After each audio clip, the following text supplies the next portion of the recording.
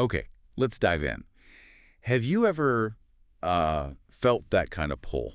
To keep going with something. Maybe it's a project, maybe something at home, maybe even a job you don't love anymore just because you've already sunk so much time or money into it? That feeling? Oh, absolutely. That feeling of being stuck, even when your gut is screaming, stop. Yeah. And what's really interesting and kind of counterintuitive is that this isn't just, being stubborn. It's actually a quirk in how our brains work, how we make decisions when we've already invested something. Right. And that's exactly what Adam Grant digs into in Chapter 8 of Think Again, isn't it? Our focus for this deep dive. Yeah, precisely. He calls it the faulty logic of sunk costs. Sunk costs. Okay, let's make sure everyone's on the same page. What exactly are we talking about here? Well, basically, sunk costs are resources you've already spent, and crucially, you can't get them back. Could be money, sure, but also time, effort, energy. It's gone. Like those non-refundable concert tickets for a band you suddenly realize you don't like anymore. Exactly like that. The money's spent. You can't get it back. But you still feel like you should go, right? To not waste the ticket. Yeah, that feeling. And Grant's point is that this way of thinking, this tendency to keep going just because of what's already gone, it's flawed. Deeply flawed. We tend to keep pouring resources into something that's clearly failing just because of those past investments. Yeah. Even when, rationally, looking forward, it makes no sense. So our mission today really is to unpack why we do this, why we fall for this sunk cost trap, and more importantly, how we can maybe learn to spot it and avoid it using Grant's insights. Okay, so where does it start? This tendency to keep digging when we're in a hole. Grant talks about escalation of commitment, right? Yes, escalation of commitment. It sounds a bit academic maybe, but the idea is pretty simple. What is it, basically? It's this phenomenon where the more you invest in something, again, time, money, effort, the harder it is to change course, even if that thing is clearly failing. You feel well committed, you escalate your commitment. And that ties directly back to the sunk costs we were just talking about. Directly. The more sunk costs you have, the stronger the pull to escalate your commitment. You keep going, trying to justify that initial spend. It's like those past costs become an anchor, holding you to a bad decision. A really powerful anchor, yeah.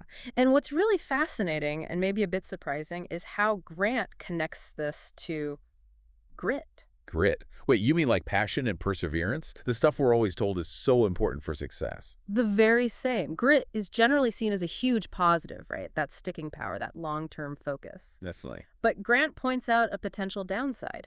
That same amazing perseverance, if you misapply it, it can actually fuel this escalation of commitment, especially when you're committed to something that just isn't working out. So your determination, your grit, could actually blind you to the fact that you should, well, quit. It can, yeah. It's like your drive to overcome is so strong, it overrides the signals telling you this path is a dead end. Wow.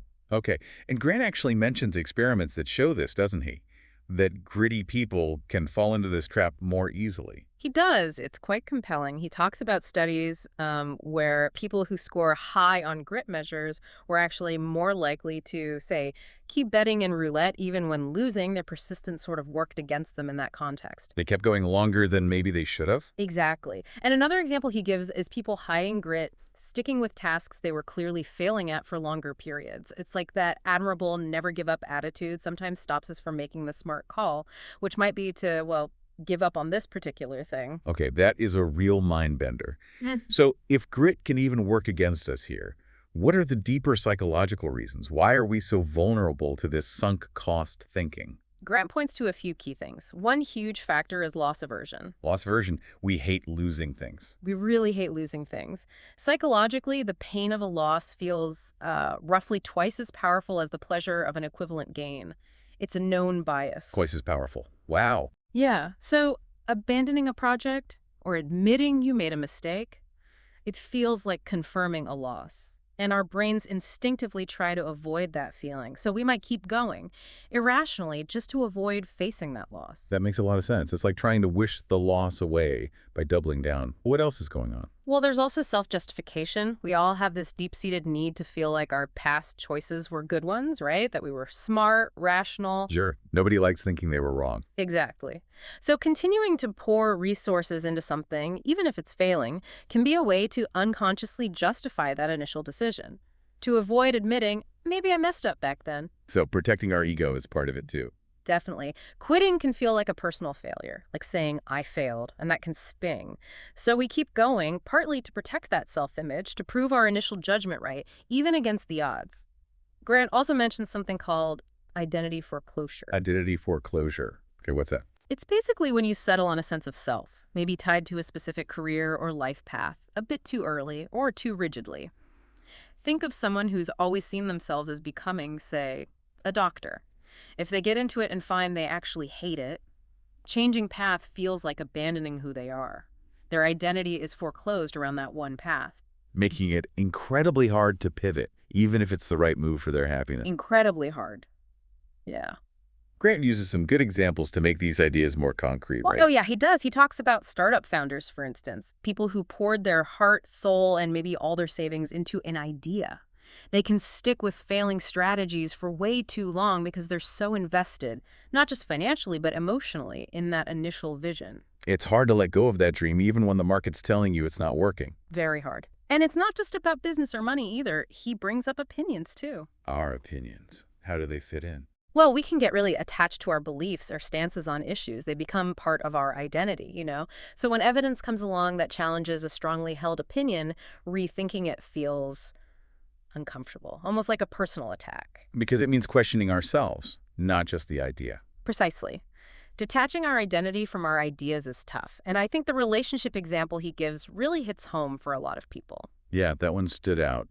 The idea of clinging to how you thought a partner should be. Exactly. Clinging to the image of the partner or the idea of the relationship you've invested so much in emotionally, even when the reality day to day isn't making you happy, letting go feels like admitting all that past emotional investment was somehow wasted, which it isn't, but it feels that way. Okay, so all of this really highlights how important it is to be able to rethink these commitments. Yeah. But Grant says it takes certain qualities, right?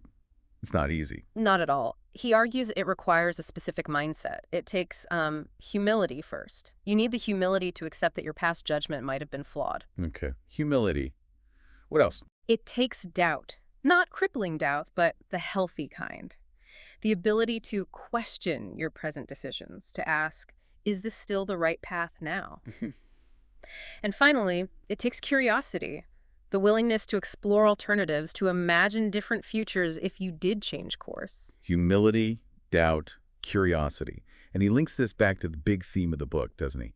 Thinking like a scientist. He does, that scientist mode. It's about treating your beliefs, your plans, your commitments almost like hypotheses, things to be tested against evidence, not sacred truths carved in stone. A scientist is happy to be proven wrong if it leads to a better understanding. We should try to adopt some of that in our lives. Prioritize learning over just being right all the time. And that connects to his point about passion, too, which I found really interesting. The passions aren't just found. Right. That's such a liberating idea. He argues passions are often developed. They grow as you engage with something, get better at it, invest time in it. So abandoning one path doesn't mean you're abandoning passion itself. It just, well, opens up space to develop passion for something new, something potentially more rewarding. Okay, this is all making sense. But it still feels hard to overcome that sunk cost pull in the moment. So what practical steps can we actually take?